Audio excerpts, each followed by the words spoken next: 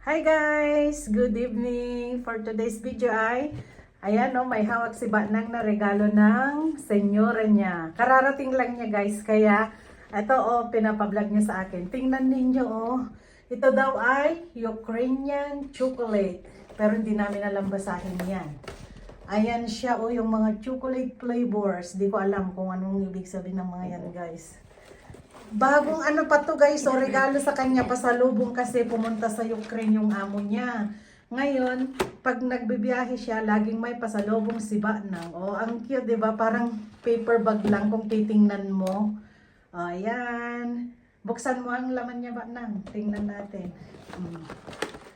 Ukrainian chocolate. As in, nakasil pa guys, oh. Tingnan niyo ang... Kasi binibilihan nila si Batnang pag nagbibiyahe yung amo niya.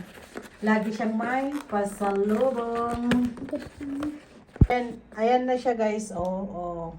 Assorted candies. Sabi niya, oh, ang cute naman, may blue and yellow hearts. Wow! Ayan siya, oh, ang dami. At ayan yung mga flavors niya guys, oh. Parang ang sarap-sarap. Labrot. Tapos ito pa, kung ano to guys. Ang cute, oh. Diba? Pasalubong from Ukraine. Dami! Oh, ang cute guys, oh.